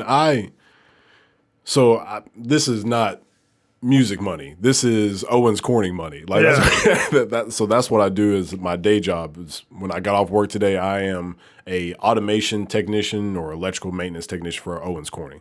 Okay. So that is something I really like doing. I really enjoy doing it because I always thought like engineering and messing with robots and stuff, that's pretty much what I do. Like, I always thought that would be cool. Yeah. So that's my day job, and I earn good money doing it. But I also love doing music, and I also love doing podcasts, and I love these other things. And just hearing some people talk about their job and how they hate it, I'm just like, that's another thing I hate hearing, dude. I'm serious, because it's like, if you have, like, in America, we have opportunities to change the situation. You got a choice. Not everything is perfect here, but we can change our situation most times. And when, like, you don't have the right job, like, I get it, you got to go through some sucky ones. But, dude, you can go get a better one, or you can go do something you like. You might not be the top dog, but you can work your way up. Absolutely. And I hate hearing people say they hate their job. Dude, like, there's few things that just gets me, but that's one of them. It's like, dude, you have such little time here. Exactly. You could die tomorrow. You know what I mean? Hopefully that doesn't happen. Yeah. But, like, why risk your happiness just because you're too complacent to change? Yeah. That's scary. And, yeah, like, that's what I thought about even, like, when I got out of the military. Because it was that, you know, like, when you were talking about moving to Memphis, and it's like, all right. You know, what do I do? This is it. Big boy time. Yeah. So when I got out of the military, I was like, shoot, what am I Did going to you do? go in when you were 18? No. So I finished college, and I was like, I want to join the Air Force. So after, let's see, how old was I? 26 when I got out? 25? I'm 28 right now. Okay. But Did you go in for 4 or 6? 4. I was like, all right, let me just do 4 because I can always sign on for more. Yeah. So let me just do the short recruiter's run. like, you sure? You sure? Yeah. So I was like, let me just do the short run, and then we'll figure it out later. So after I did that, I was like, all right, I'm getting out and just got to figure out, you know, what I want to do next. And so, you know, lo and behold, here I am now, and I'm glad, you know, I love doing what I do, and I get to do all this other stuff. Is that where you went? Owens Corning right after you got done? No, so really weird setup. So after I got out of the military, I got a call from this company about doing, what was it? It's a guy, he was a retired like colonel or general in the Air Force. And he started some company about training veterans on how to work on like telecommunications. It's like the cell phone towers. Okay, cool. So he started some company on training people how to do it. It was 2 weeks. So I was like, sure, I'll go do that. I actually was trying to be a cop in Huntsville, Alabama. And then I went and like did their physical test, and I like blazed their test by way more than anybody else because I'm a fit dude. Yeah. And most people who are cops, they're like either kind of fit, you know, there's a lot of ex-military, but you know, I just kind of well, depending on what town you're in too. Yeah, if that you're too. in a small town, it's gonna be hit or miss. Which I was surprised because Huntsville is it big? They're the fastest growing city in Alabama. Okay. Like, so Birmingham is the biggest right now, but Huntsville's about to pass it. Okay. Like NASA's in Huntsville. So they should have some pretty. Yeah, exactly. That's what I was like. All right, but anyway, so I went to that tower climbing school. I came back and I got offered a job, and I worked that job for like I think a month. I started at the beginning of December. And then, or beginning of November or something. Yeah, beginning of November. And then while I'm up there, I actually got a call from a program called AAM. So Rockwell Automation started a program training veterans on how to learn the automation industry. And they just got in contact with you since you were from the Air Force? Yeah. There's a website That's called, so cool. Yeah. Like, thank God. What is the name of that website? I can't think of the name of it. But, clearance jobs. So Okay. I have a top secret clearance. And Not anymore? No. yeah, not anymore now. it's just because it's been a while. Like Yeah. I think it renews because so if you have a secret clearance, I think it lasts like 10 years. But if you have a top secret, it lasts 5 years because I think they want you to like. I didn't even know there was tiers of that. Yeah. Oh yeah. There's secret, top secret, and then there's something called Yankee White. Top secret? Yankee White is top secret. Yankee White's like. So what does that mean? Like top secret's like what are the levels of this? So with like Area 51 stuff's Yankee level? Like I don't even know what you need to be there, but so a ghost, probably. with secret, I was in Minot Air Force Base in North Dakota. Okay. So a lot of people on the flight, I worked on the flight line, so I was a weapons mechanic pretty much. Like Okay. I dealt with the weapons of the B-52 bomber, but so basically, I would say most of the people on the flight line had a secret clearance. And that's just because it's a weapon system? Yeah, like you're in the military, you're working on weapons, and you're working on this. It's a top secret aircraft because it had nuclear weapons on it. So most people had secret. And then top secret were people in weapons and like new developing weapons? No. So we just we loaded the bombs and then we just worked on the weapon systems. Like doing this is just for you to be like, hey, don't talk about what you do to people? Yeah. So weapons people, we knew how to arm the nukes. So that's why we got top secret. Gotcha. Not everybody knows how to do that, just the weapons people. For obvious purposes. Yeah, exactly. You don't want everybody to know that. Heck So no. everybody else just had secret. Makes sense. I think there was one other group of people that got top secret. I can't remember.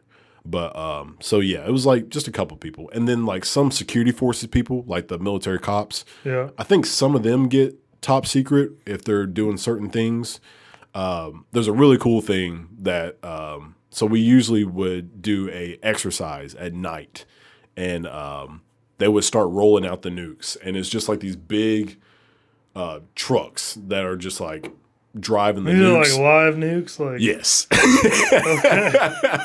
And they're just like driving them out. And funny you asked that. Are you like shitting your pants this whole time? Like, No, it's actually kind of cool because you just like, I don't know, you just chill there and you just watch them. just a bunch of bombs. Yeah, they do a call on the radio, and that call on the radio means don't move, because if you move, they have a reason to shoot you because they've got live nukes on the airfield. So Right. so yeah, they're driving these nukes out, and it's just nighttime, and it's like a cool scene. You know, Yeah. it's like a scene in a movie. But yeah, so that job was it was pretty cool. Like the experience I got from it, like that was dope. And shoot, what was I telling you? We were talking about how Owens Corning got in contact with you. Oh yeah, so I had clearance jobs. program, yeah. So clearance jobs. I got on there after I got out of the military, but that's how Rockwell contacted me, was from Okay. that program. And then I did that that was a 3-month program. So Rachel was back in Alabama. I had to go to No, it's here. I had to go to Milwaukee Oh, dang. to do that. Yeah. So that's like When was that in the cold? Or? yeah. Oh my God. The program started in January. They had one of the coldest days they ever had in like 10 years. A blizzard came through. It was crazy. Yeah, I'm going back home. Yeah, and I just spent 3 years in Minot, and Minot. So it's it's like north central North Dakota. Okay. And it don't get cold there, dude. The coldest it ever got was like -60 something. Only? I was so cold, bro. It was so cold. Oh, like you go outside and your nostrils just hurt because you're breathing in that cold air. Like, you know, okay, so everybody here is like wearing masks and stuff. And, you know, like when you go places, you know, you're wondering, do I look goofy wearing, like, you know, some people wear like a face shield. You're just wondering, like, am I goofy for wearing this or am I goofy for wearing that? Like, when you know it's -60 when you go outside, all that goes out the window. Oh yeah, dude. Just like wear whatever you want to wear. Die, like, yeah, you know what I mean? Like, and literally people died. Yeah. Like, so there would be blizzards that would come through, and people would try to drive through it, and their cars would get stuck. Of course. So they get out and try to walk, and it's a blizzard. So they get lost in the snow and they just die. Yeah. Like that happened. And when I would hear about it, like on base or like hear about it in the news, I'm like, this is crazy. Yeah. Like I'm from Alabama. Yeah. I don't even know what snow is. It was wild. But yeah, that was a crazy experience. But anyway, so yeah, Milwaukee in the wintertime, it was a terrible idea, but best experience I had. Yeah. Best experience I had as far as like learning something completely new. Yeah. And so, yeah, then I had a few choices of where I could go. Like companies came to that program to hire us. Gotcha. And Owens Corning just so happened to be one of the companies. Like Smuckers was there.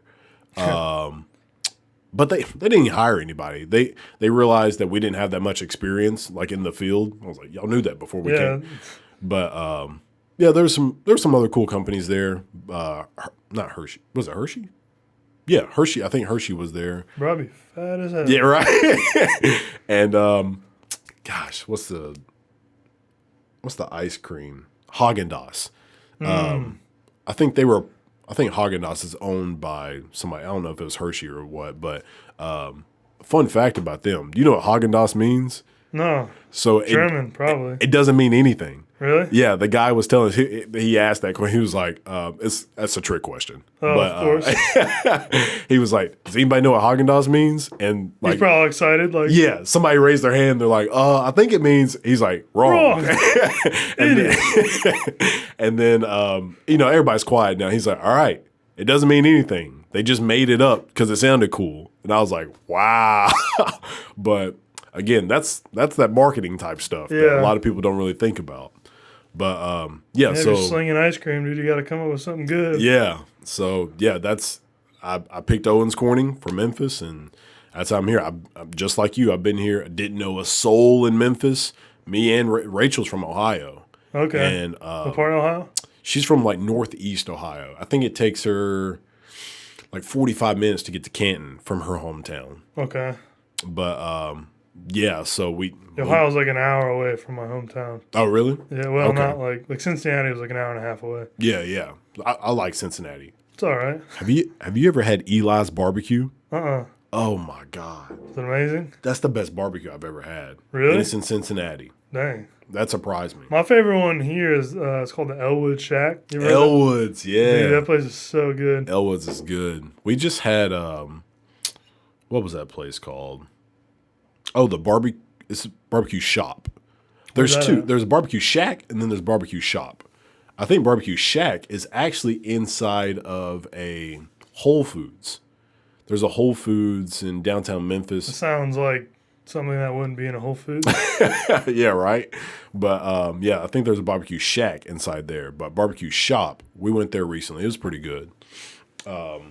that's one thing about Memphis. It's like so Bro, we many. got some food here. Yeah, it's so many like different opinions too. Like, Oh my so many God. people are like, "Oh, this is They're the best." headstrong about their barbecue. Yeah, Like I was at one of my old jobs here, and like a bunch of old dudes I worked with, and like somebody brought it up. They're like, "What's your favorite barbecue?" And it was like war for like an hour, and they were like, "No, this place is the best. This place is the best." And then they were talking about like which Gus's was the best. Like you got to go to this one on this street. If you go anywhere else, you're getting a disservice or something like that. I was like, damn, just chicken, bro. Like, yeah. There's a Gus. What is it? Close to the mall down here. yeah. There's one over there. So me and That's Rachel. the one I live next to. Okay, so me and Rachel, we went to Wolf that Chase Mall? one. Yeah, Yeah. we went to that one, and it was good. That was not bad. But we have heard. I don't really like deep fried chicken that much, though. I'm the same way. I like chicken. Like we got the chicken tenders. Yeah. I'll eat chicken tenders all day, especially like buffalo chicken tenders.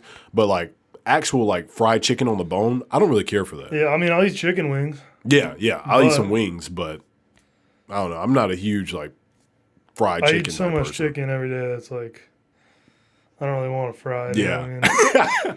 I don't know if you've seen this meme, but it's like this big bodybuilder. It looks like he's in a restaurant, but he's like just sitting at a table by himself and there's nobody around. He's like, "Oh, chicken and rice, my favorite." Probably seen it. It's just that mindset of like, I know I should eat this, but I really don't want to eat this. I have to tell myself to eat this. Yeah. I don't know. I've got some friends that do bodybuilding, and just hearing the creativeness that you have to come up with. I remember I was eating at one point just like chicken and rice all the time.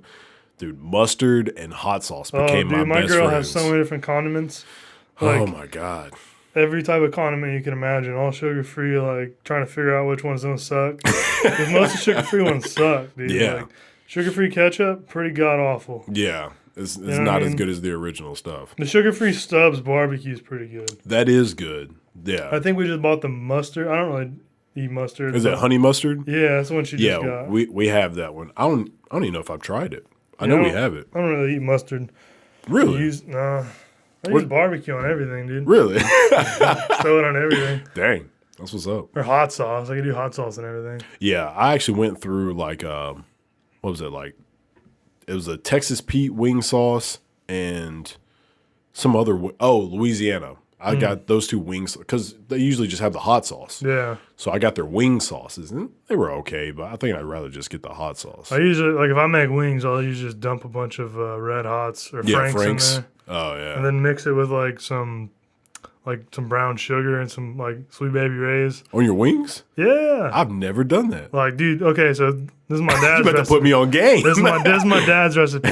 Of course, get like the stuff you cut up, the chicken. Yeah. Put it in the oven, like marinate it with just the hot sauce. Okay. Like you can do the wing sauce if you don't want it that hot. For like 45 minutes on like 325. Then throw it on the grill. This is the trick right here. You got to throw it on the grill, char it for like 5 minutes. Okay. Then you dunk it in the barbecue with the brown sugar. Game changer. Yo, I've got to try that. That's Bro, wild. My dad makes the best wings. Like, he could sell them and make $1 million. Jesus. But I'm fine with him just making them, having to mix them. It's like That's my favorite wild. part of going back home. Yeah. Is just eating the heck out of his wings. That's crazy. I've never done that before. Dude, I didn't even know how to cook until I was like 22. Really? Now, like, I cook for Sarah and me all the time. Like, I'm the one who cooks, she doesn't. Like, it's weird. It's awesome, though, because I'll eat so much. Like, I cook so much steak, it's not even funny. Yeah. Like, I ate a ribeye before I came in. So you're a big dude and you're lean, but like, how much of that is your genetics and how much of that is like, it's me working out, it's me eating super strict? I don't eat that strict. Okay. See, a lot of people, If I said that on here, Sarah would roast me. She's like, he's lying. But, I work out like 6 days a week for like 2 hours a day. I eat like, I don't eat awful. Yeah, yeah. But I'm not like perfect. Like, I'll definitely eat a pizza every now and then. Yeah. But, I think a lot of it just comes down to the intensity in the gym. Like, when I first started working out, I was like 150 pounds. That's 6'3". Jeez. Pretty dang small. Yeah, that's now, thin. like, the other day, like, I was like 250. That's crazy. at the same height. So, I mean, I've packed on almost 100 pounds. Yeah. It's probably not all muscle, but most of it is. And how long did you say that took you? I've been working out since I was 18, so like 6 years, 7 years. Like I took it serious when I was 18. Yeah. I started when I was like 16, but no, I didn't know what I was doing. Yeah. Just kind of went Just in. throwing some weight, picking it up, putting it down. Yeah, but I mean, that's something I like too, though, because like for me, like working out is like that structure because you see progression. Yeah. Hopefully, like every workout or every week, if you hit a new number, like that's progression. Yeah. So for me, that's just another thing that helps me with my mind of like moving forward. So maybe I'm not moving too fast with the business week, but I hit an awesome PR or something. Yeah. Like I still won that week. You know what I mean? Because I constantly have to be engaged with something. Yeah. Like, and I don't think I could record 12 hours a day, 7 days a week. That'd be tough. Yeah. But I mean, that for me is like just keeps me focused. Plus, it gets out of all those emotions you got to get out. Oh, yeah. You know what I mean? Or just sitting down all day, you get restless. Yeah. So you got to get going on something. So what would you say is your favorite pastime? Like if you're not doing music or working out, like what would you say is your like go-to, all right, cool, I get to go do this now? I don't really have. Like hobbies, you know? No, I don't. I literally like I make music too. Yeah. So I guess you'd call that a pastime because Okay. like I still love like creating music because that was a big part of what shaped me. You know what I mean? But even that, like I don't know if I consider that a hobby because it's still doing what I do. Yeah. Like all I really do, man, is work out, run a studio, and that's it. Sleep. And you know what I mean? we like going to escape rooms. Yeah. You ever done those? I haven't. Bro. Is that really fun? Yeah. Is there one here? We go to Escapeology, I think it's called, in Bartlett. Okay. They have a really good one. Not too bad price. But there's a ton of them in Memphis. Like in didn't know Indiana, there's only like maybe one or two in Indy. Mm. But like in Memphis, there's like 10 of them. So, I mean, it's tons of different options. I've never been to one. Dude, they'll challenge your mind. Like, Really?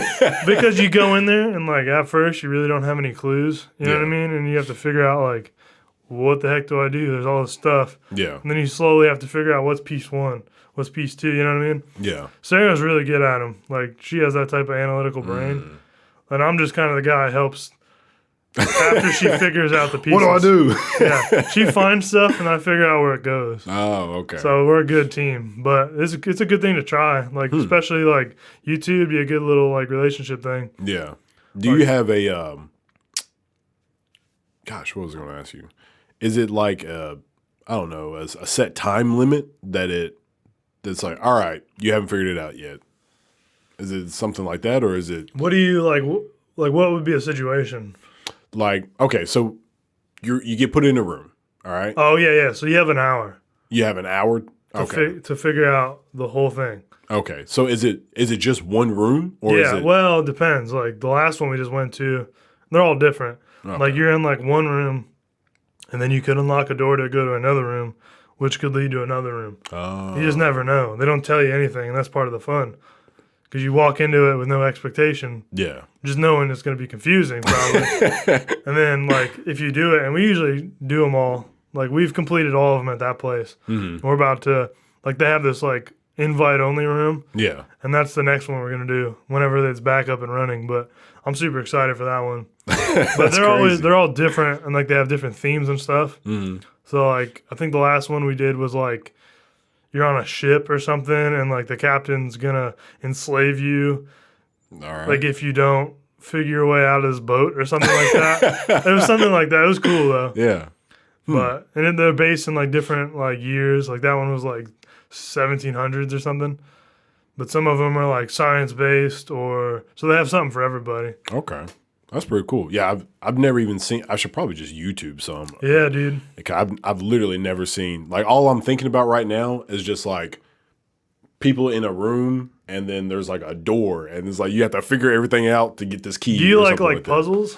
I do. You'd like it then, 'cause it's basically just a bunch of puzzles, Okay. and you got to figure out which piece is the first piece of the puzzle. And usually that leads you to the next piece, but most of the time it can just be like you have a bunch of these pieces and you don't know what to do with them. But it's really challenging. Most of them are. At least the good Okay. ones. That's dope. Yeah. I love them. So what would you say is other than that, like the best thing about Memphis?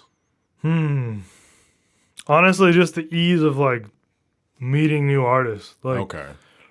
So you think do you think it's easier doing that here? oh my gosh, so much easier. Because like so in a city you kind of want to balance out, as we were talking about like the slow pace with the abundance of people. Because if it's too fast paced, then like Los Angeles, I was talking to somebody about how, if people want to get famous, they move to Los Angeles. Well, it's Right. like, but if everybody has that mindset, that's a lot of competition. Yeah, for sure. So if you narrow down the competition with a city with potential, then you can build a better name for yourself easier. The cool thing about Memphis, I'd say that it's slow, but there's an abundance of musicians. So like it's the best of both worlds. Yeah. I mean, Memphis is really not that big, I Yeah. feel. But there's tons of people who make music. So, I mean, like Indianapolis has a good scene there. It's a good metal scene, but it's not near like this. Excuse me. But, I mean, like, how many famous rappers have come out of here? Like, tons of them. You know what I mean? Like, Indy, I don't think has... Like, I can't think of any off the top of my head. I don't know any. Like, there's been, like, one, like, kind of famous metal band. Yeah. But they stopped making music. Like, I went to their last show ever, like, 5 years ago. You know what I mean? So, like the music scene down here is just so much bigger. Especially for a studio, like you're not always going to be lucky enough to record a band every day. Yeah. Like that's too unrealistic. Like, but you could totally record a couple rappers every day. Yeah. Or hip hop people, you know what I mean, or singers. You can knock that out in an hour or two. So how does that work with recording like a band? So for you, how does that work out? So, I mean, obviously after we all coordinate which day works for everybody, because that's a hard part. Yeah. You have a 5-piece band, they don't have to be off of work, so on and so forth. But once we get in there, it usually takes anywhere from like 5 to 8 hours to record everything. And then who knows how long to mix it, maybe like another 4 to 6 hours, depending on how big it is. But, I mean, most of the time you want to spend as much time as you can because every little detail is important. Yeah. Because it's not like a rap song where, everything's already pretty much made. Yeah. You're just laying vocals down. The beat and the vocals. The beat, you know what I mean? Because when you add the human element, especially with drums, guitar, a bass, if anything's out of line, it sounds weird. You know what I mean? And that's where it becomes a lot more challenging as an engineer because then you have to tell someone to do something over a lot of time. And sometimes you can get worse as you go because you get fatigued. You know what I mean? Yeah. Especially when it comes to guitar or drums or anything. Yeah. And I'm a drummer, so I'm an awful critic. You know what I mean? But then you also have to decide like, are you able to actually do this? And is it worth like sitting here for 2 more hours trying to get it right? And a lot of the times you can just use like programmed drums. Because most of the time I sample stuff anyway. Like if I'll record your kick drum, like I'm gonna sample a kick drum over top of it, and that's a lot. I mean, just about everyone does that, unless you're lucky enough to have like $1 million drum room. Yeah. But I mean, when you don't have ideal situations to record a drum set in, you got to make do with what you got. Just like we were talking about earlier. Yeah. I don't have $1 million drum room, but I have samples from $1 million drum rooms. You know what I mean? So I can make it work. So, how does the musician feel about that? I mean, is there an ego check in there? Like, so this is easy for me to understand their point because I used to be in their position. I was the drummer before I knew what samples were and how they were used. I was like, I don't want any of that fake crap. You know what I mean? I want me. Yeah. I don't want a robot doing it. But like realizing how hard it is to play drums or any instrument well enough where everything's completely on time. Yeah. And more or less just for time's sake. Because I can program a whole drum track way quicker than I could like quantize and move every single drum hit over. Then I'd have to deal with like phase issues and all this other crap. Yeah.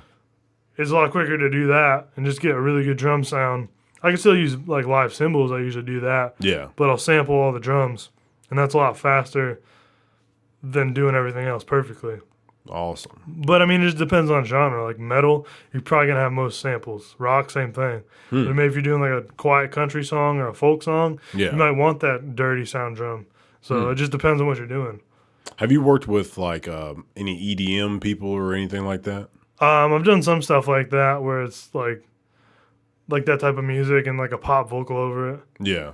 I love that type of music. Yeah. It's booming right now. Yeah, it is. It is. There's a girl I'm trying to work with. We went to high school together, but I have like not talked to her since high school. And Most of the people from high school. yeah, I just found her on, I don't know if it was Instagram or Facebook. And I was like, looks like she's DJing. And I was like, she is DJing. Is she here? No, she actually lives in Denver. Oh, dang. And, well, at least that's what, like, That'd be I a think her good place to profile live saw. right now. Yeah. And I was like, dang, that's dope. And so I hit her up and she was like, yeah, I'm DJing. She goes by Tech Savvy. Okay. And her stuff is pretty good. So I sent her a bunch of like sample packs and stuff I had. She was like, you sent me a ton of stuff. I was like, I've been collecting. I was like, that's all right. I'm a hoarder when it comes to like free samples and stuff like that. Whenever I see a free plugin, like, I'll click on that. Even if I don't use it, like I got it. Yeah, I'm like, I never know when I might need this. Right. And it, if it's free right now, might as well just get it. If I never use it, I can always delete it. So, Yeah. I don't know. I'm a huge guy on tools. Like if I've got the tools, I can get the work done. But if I don't have the tools, then I'm going to spend a lot more time trying to make sure I can, craft something together to get the job done. And that's where plugins are cool, or any samples or whatever. It's like I can still get the sound, but I can get it a lot quicker. Exactly. With just having the right set of tools. Exactly. That's where like the right plugins come in handy, because it's like I could do all his work, or could just throw this on there and like be done with it. Exactly. Yeah. So so you said you want to start with your building, but what is, I would say, next small step that you need to take? Honestly, I've just been searching. Like, there's obviously it's gonna cost money, and I just don't want to pay an arm and a leg, especially being new. You know what I mean? And Yeah.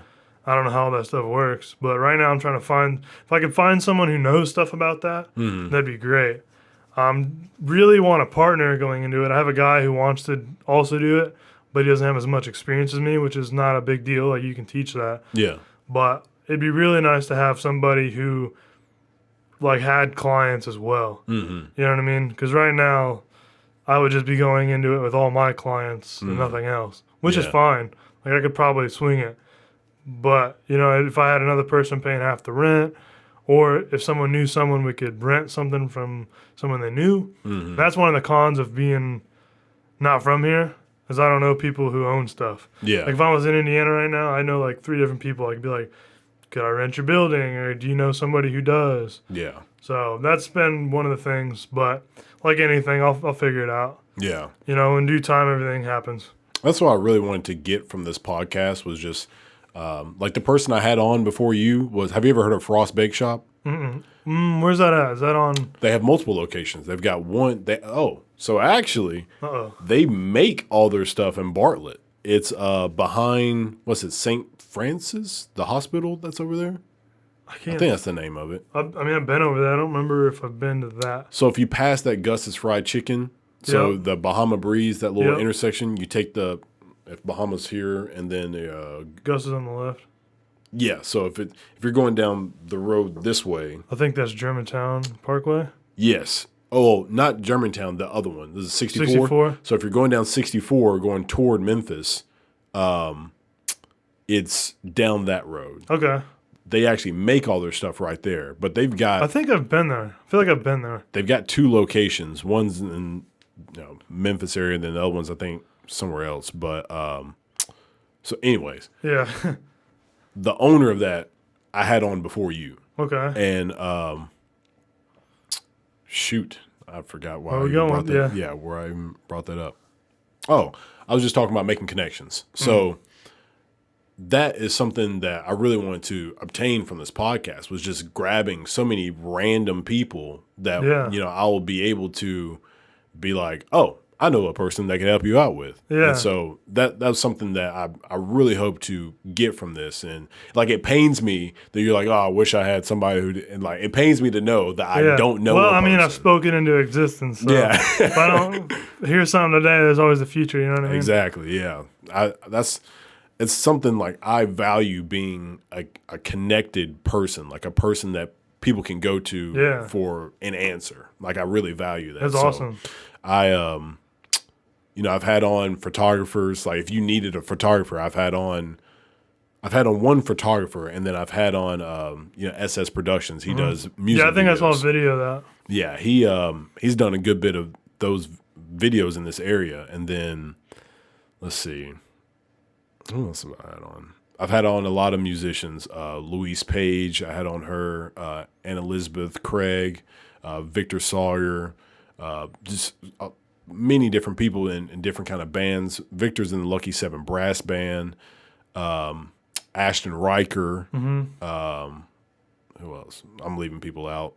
Adam McClellan. Yeah. So it's cool to. Oh, and I saw some flyer where it had it was Slider In.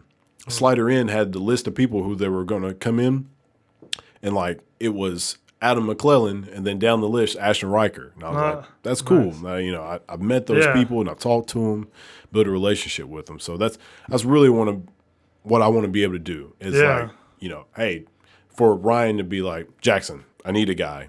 Yeah. Cool, got you. Well, I think that's part of being successful too, is just building relationships within the community. Yeah. Because it starts here. You know what I mean? Even if you want to go somewhere big, or not big, but just different. You know what I mean? It starts with where you're at. Yeah.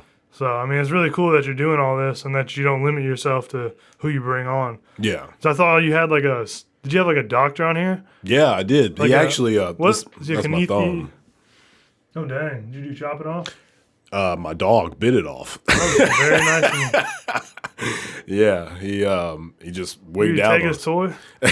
No, we were just sitting on the couch, and I stood up, and he just went crazy, and then just attacked me, and I was like, oh, Jesus. But the surgeon that did this, he came on the podcast. Oh, that's cool. Yeah, that was pretty cool. But then I had another guy who is he does physical therapy. Yeah, I think I saw that guy explaining something, and I was like, what? Yeah.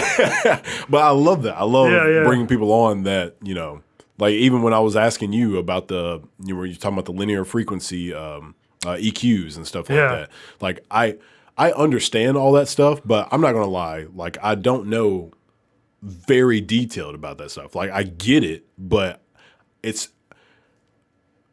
a lot of people say you don't really know something till you can explain it to a fifth grader. And yeah, that's an excellent way. I'm not at that level yet. I don't even know if I'm there yet.